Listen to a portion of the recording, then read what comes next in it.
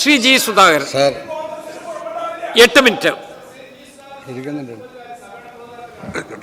നമുക്കെടുക്കാം, അത് പിന്നീട് എടുക്കാം. അദ്ദേഹത്തെ ഡിസ്റ്റർബ് ചെയ്യണ്ട. നമുക്ക് അദ്ദേഹത്തെ ഡിസ്റ്റർബ് ചെയ്യണ്ട. ഞാൻ അദ്ദേഹത്തെ വിളിച്ചതാണ്. ശ്രീ ജി സുധാകരൻ. സാർ, ഒരംഗത്തെ പ്രസംഗിക്കാൻ വിളിച്ചു കഴിഞ്ഞാൽ ഉടൻ പോയിന്റ് ഓഫ് ഓർഡർ ഉന്നയിക്കുന്ന ഏത് വകുപ്പ് പ്രകാരമാണെന്ന് അങ്ങ് പറയണം. ഞാൻ കൈകൊട്ടലിന് വേണ്ടിയൊന്നും പറയുന്നതല്ല. ഞാനൊരു സ്വതന്ത്രനായ ഒരു ജനകീയ MLA ആണ്. എന്നെ നിങ്ങൾ വിളിച്ചതിന് ശേഷം 3 തവണ എനിക്ക് വിളിക്കേണ്ടി വന്നു. അത് ശരിയായ കാര്യമല്ല. പറയേണ്ടവർക്ക് വേറെ സഭയുണ്ട്, അപ്പോൾ പറയണം. അങ്ങനെയാണ്. എല്ലാം ഒരുമിച്ച് പറഞ്ഞ് ഞങ്ങൾ തീർക്കണം, വാശി പിടിക്കരുത്. അപ്പോൾ എൻ്റെ അവകാശങ്ങളിന്മേൽ സഭയുടെ സംരക്ഷണം ഓരോ മെമ്പർക്കും ഉണ്ടാവേണ്ടതാണ്. ബഹുമാനപ്പെട്ട ഗവർണറുടെ നയപ്രഖ്യാപനവും അതിന്മേൽ മെമ്പർ ശ്രീ വിൻസെൻ്റ് ഉന്നയിച്ച ഉപക്ഷേപവും അതിൻ്റെ എല്ലാ നല്ല കാര്യങ്ങളോടും യോജിക്കുന്നു.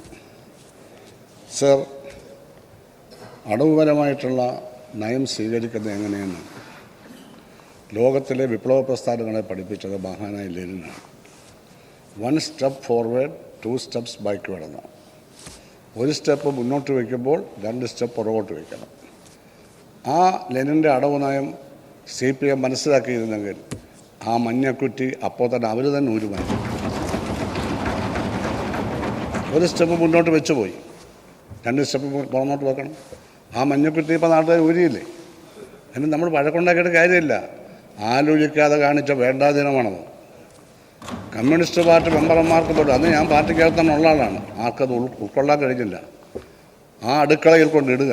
ഒരു സ്ത്രീയെ, ഒരു ക്രിസ്ത്യൻ ലേഡിയാണ്, സഹിച്ചറിയാരുടെ വീടിനടുത്തുള്ള ലേഡിയാണ്. അവരാണ് സഹിച്ചറിയാരുമായിട്ട് ബന്ധപ്പെട്ട കാര്യമല്ല, അവരുടെ വീടിനടുത്തുനിന്ന് ഞാൻ പറഞ്ഞുള്ളൂ. അവരെ കാലിൽ പിടിച്ച് വലിച്ച് കൊണ്ടുപോകുന്ന കഴിഞ്ഞ ദിവസം ടെലിവിഷനിൽ കാണിച്ചു. സാർ, ഇങ്ങനെയൊക്കെ ഒരു ഗവൺമെൻറ് അധികാരത്തിൽ വരുത്തില്ല തിരികെ. അങ്ങനൊരു ഗവൺമെൻറ് തിരിച്ചു വരില്ല. അത് ലോകത്തിൻ്റെ ചരിത്രമാണ്. അതാണ് ഞാൻ പറഞ്ഞത്. 1 സ്റ്റെപ്പ് ഫോർവേഡ്, 1 സ്റ്റെപ്പ് മുന്നോട്ട് വെച്ചു. ആ സ്റ്റെപ്പ് ശരിയല്ലെങ്കിൽ 2 സ്റ്റെപ്പ് പുറത്തോട്ട് വെക്കണം. അതെല്ലാ പ്രസ്ഥാനങ്ങളും മനസ്സിലാക്കേണ്ട കാര്യമാണ്. സാർ, ഇവിടെ ഈ പ്രസംഗത്തിൽ അദ്ദേഹം പൊതുജനാരോഗ്യ സംവിധാനം, ഊർജ്ജസ്വലമായ സാംസ്കാരിക ധാർമ്മികത, പ്രബുദ്ധമായ സമൂഹം തുടങ്ങിയ കാര്യങ്ങളെപ്പറ്റി പറയുന്നുണ്ട്. പക്ഷേ അടുത്ത കാലത്ത് അത് താഴ്ചയുടെ ലക്ഷണങ്ങൾ കാണിക്കുന്നത് പറയുന്നുണ്ട്. സാർ, താഴ്ചയുടെ ലക്ഷണമല്ല, അത് പാതാളത്തോളം താഴ്ന്നിരിക്കുകയാണ് കേരളത്തിൽ.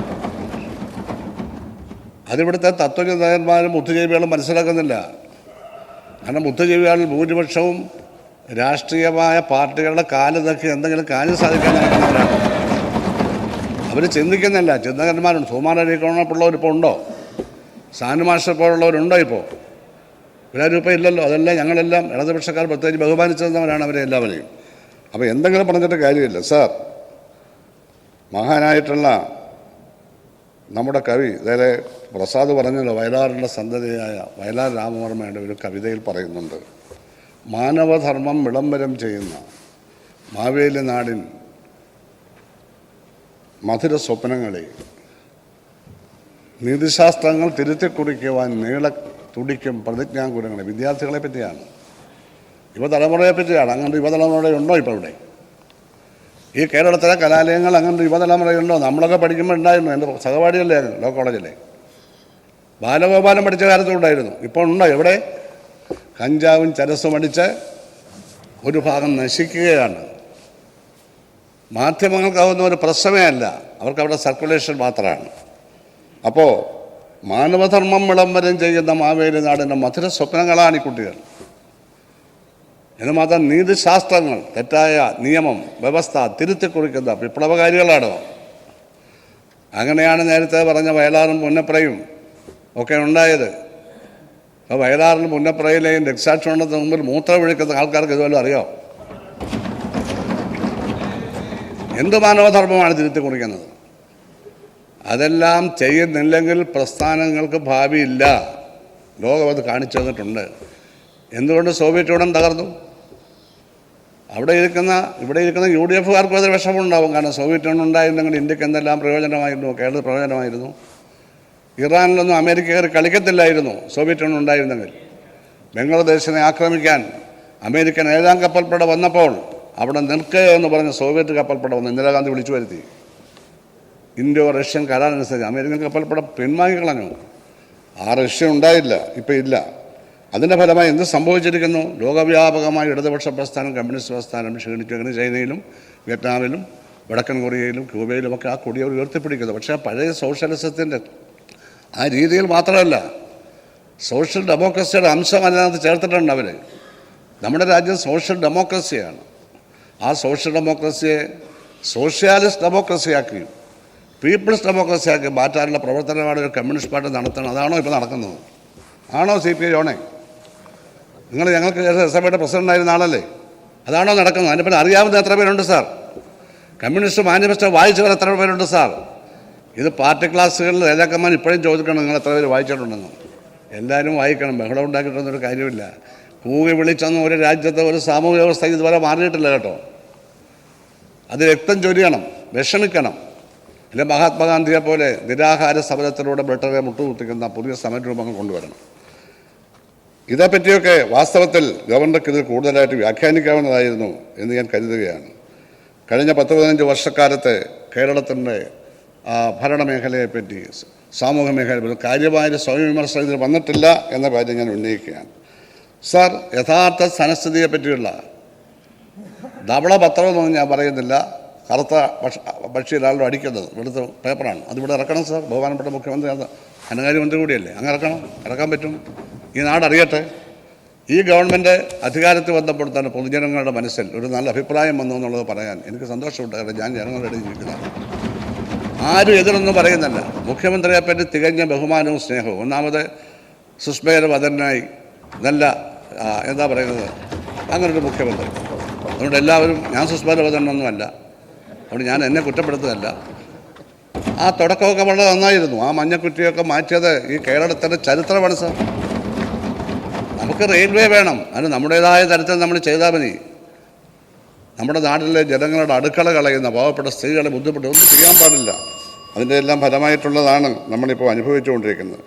സാർ, ആലപ്പുഴയിലെ തോട്ടപ്പള്ളിയിൽ കോടാനുകോടി രൂപയുടെ കരിമണൽ കൊള്ള നടക്കുകയാണ് വർഷങ്ങളായി. കഴിഞ്ഞ 15 വർഷത്തെ കരിമണൽ കൊള്ള അന്വേഷിക്കാൻ ഒരു കമ്മീഷനെ വെക്കാൻ ഈ ഗവൺമെൻറ് തയ്യാറാകണം. ആ പണം ഏതൊക്കെ രാഷ്ട്രീയ നേതാക്കന്മാരുടെ കയ്യിൽ പോയി, ആരൊക്കെയാണ് ദല്ലാളന്മാർ, അതെല്ലാം വെളിയിൽ കൊണ്ടുവരണം. അത് അവിടുത്തെ തീരപ്രദേശം ഇടിക്കാതെ, നശിപ്പിക്കാതെ ആ കരിമണൽ എങ്ങനെ കടലിൽ ഈ തിരമാല വരുന്ന അങ്ങോട്ട് മാറിയിട്ട് വലിയ ഉരുക്ക് കൊണ്ടുള്ള വലിയ സംവിധാനമൊക്കെ ഉണ്ടാക്കി അതിനകത്ത് വന്ന് വീഴും ഈ കരിമണൽ. അത് ശാസ്ത്രീയ സംവിധാനങ്ങളുണ്ട്, അത് നമുക്ക് എടുക്കാം.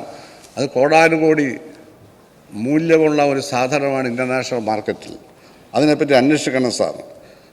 നമ്മൾ നവകേരളം, നവോത്ഥാന കേരളം എന്നൊന്നും മാത്രം പറഞ്ഞിട്ട് കാര്യമില്ല. നവോത്ഥാനം എന്ന് പറഞ്ഞാൽ പുതിയൊരു ഉണർവെന്നാണ് അതിൻ്റെ അർത്ഥം. അത് യൂറോപ്പിലാണ് ആദ്യം ഉണ്ടായതെന്ന് പറഞ്ഞാലും അതിൻ്റെ ഒറിജിൻ എന്ന് പറയുന്നത് തുർക്കി എന്ന് പറയുന്ന മഹത്തായ ആ രാജ്യത്തെ ബാർബേറിയൻസ് ആക്രമിച്ചപ്പോൾ ലോകത്തെ ഏറ്റവും വലിയ ലൈബ്രറി ഈസ്റ്റാംബുളിലായിരുന്നു. ആ ലൈബ്രറി തീ വെച്ചപ്പോൾ യൂറോപ്പിൽ നിന്ന് പ്രത്യേകിച്ചും ലോകത്തിൻ്റെ നാനാഭാഗത്തോടെ അവിടെ ഗവേഷണം നടത്താൻ പറ്റുന്ന പണ്ഡിതന്മാർ ഈ പുസ്തകവുമായി ഇവിടെ നാട്ടിലേക്ക് പോയി കിട്ടിയതുമായി അങ്ങനെ യൂറോപ്പിൽ കൊണ്ടുപോയി. അങ്ങനെയാണ് 15-ാം നൂറ്റാണ്ടിലും 16-ാം നൂറ്റാണ്ടിലും നവോത്ഥാനം ഉണ്ടായത്. ഷേക്സ്പിയറും മാർലോയൊക്കെ അതിന് സന്തതികളായിരുന്നു. പുതിയ കണ്ടുപിടുത്തങ്ങൾ വന്നു. അതാണ് നവോത്ഥാനം, പുതിയൊരു ഉത്ഥാനമാണ്. അല്ല വെറുതെ ഒരു സർക്കാർ വന്നു അപ്പോൾ ഞങ്ങൾ നവോത്ഥാനമാണ്. നിങ്ങൾ എഴുന്നേറ്റിട്ട് ഇരിക്കുന്നതാണോ നവോത്ഥാനം? അല്ല ഇരുന്നിട്ട് എഴുന്നേക്കുന്നതാണോ? ഇതൊക്കെ ചുമ്മാതെ അതോ അല്ലെങ്കിൽ ബുദ്ധിയില്ലാത്തവർ പറഞ്ഞു കൊടുക്കുന്ന എഴുതി വെക്കുകയാണ്, പ്രസംഗിക്കുകയാണ് നടന്നത്. അതൊന്നുമല്ല നവോത്ഥാനം. ഇവിടെ ബഹുമാനപ്പെട്ട മുഖ്യമന്ത്രി പറഞ്ഞു, വി.ഡി. സതീശൻ പറഞ്ഞു, ഈ കേരളത്തെ നമുക്ക് മാറ്റിപ്പണിയണം. ഇതുവരെയുള്ള എല്ലാ നല്ല കാര്യവും എടുക്കണം. EMS ഗവൺമെൻറ് കാലത്ത് എത്ര നല്ല കാര്യങ്ങളാണ് 2 ഗവൺമെൻറ്റിലും. US ഗവൺമെൻറ് കാലത്തല്ലേ കർഷക തൊഴിലാളിക്ക് തൊഴിലില്ലായ്മ വേതനം കൊടുത്തത്? അച്യുതമേനോൻ്റെ കാലത്തല്ലേ സർവകലാശാല, കാർഷിക സർവകലാശാല, ഇതെല്ലാം വന്നത് ഈ പറയുന്ന ഗവൺമെൻറ്റിൻ്റെ ഈ പഞ്ചായത്ത് നടപ്പിലാക്കിയത് നായനാരുടെ കാലത്താണ്. കേന്ദ്രം പാസ്സാക്കി. ഇത് അവസാനിപ്പിക്കുകയാണ്. ഇതിൻ്റെ എല്ലാം നന്മ കൊണ്ട് വളർന്ന ഈ കേരളം ആരുടെയും കുത്തകയല്ല. ആരും അതിൻ്റെ കുത്തക അവകാശപ്പെടരുത്. ഇത് നമ്മുടെ പൊതുസ്വത്താണ്. ആ പൊതുസ്വത്തിനെ സാംസ്കാരികം, സാമ്പത്തികം, രാഷ്ട്രീയം, സാമൂഹ്യം, വിദ്യാഭ്യാസം, ഈ എല്ലാ മേഖലയിലുള്ള പൊതുസ്വത്തിനെ സംരക്ഷിക്കാൻ കഴിയാത്തവർ രാഷ്ട്രീയ രംഗത്ത് നിൽക്കരുത്. പറഞ്ഞേക്കണം അവരെ, ജനങ്ങൾ വരെ പറഞ്ഞേക്കണം. അവർക്ക് അവകാശമില്ല. കേരളം ഇനി പഴയ പോലെ പോകാൻ പറ്റില്ല. അഴിമതി കാണിച്ചുകൊണ്ട് അഴിമതിയില്ലാതെ പ്രസംഗിക്കുന്നതൊന്നും നമുക്ക് അംഗീകരിക്കാൻ പറ്റില്ല. അതുകൊണ്ട് ഞാൻ പറയുകയാണ്, ഞാൻ അവസാനിപ്പിക്കുകയാണ്. വളരെ പ്രധാനപ്പെട്ട ഒരു കാലത്താണ് ഈ ഗവൺമെൻറ് മുന്നോട്ട് വന്നിരിക്കുന്നത്. നന്നായി ആരംഭിക്കുന്നതെല്ലാം നന്നായി അവസാനിക്കും എന്ന് ഷേക്സ്പിയറുടെ ചൊല്ലുണ്ട്. നിങ്ങൾ നന്നായി ആരംഭിച്ചു, നന്നായി അവസാനിക്കട്ടെ എന്ന് ഞാൻ പ്രാർത്ഥിക്കുകയാണ്. അവസാനിക്കും ഒറ്റ കാര്യം കൂടി. Where the mind is free and where the head held high, to that heaven may God by country be led. ഇത് ഗീതാഞ്ജലിയിലെ ടാഗോറിൻ്റെ കവിതയുടെ ഇംഗ്ലീഷ് പതിപ്പാണ്. എവിടെ മനസ്സ് ഭയരഹിതവും ശിരസ് സമുന്നതവുമായിരിക്കുന്നുവോ, എൻ്റെ പിതാവേ എൻ്റെ നാടിനെ ആ രാജ്യത്തേക്ക്, ആ സ്വർഗത്തിലേക്ക് നയിക്കേണ്ടവേ. നമ്മുടെ കേരളത്തെ അങ്ങനെ സ്വർഗത്തിലേക്ക് നയിക്കാൻ ഗവൺമെൻറ് കഴിയട്ടെ, ഉന്നത ഉണ്ടാവട്ടെ എന്ന് പറഞ്ഞുകൊണ്ട് ഞാൻ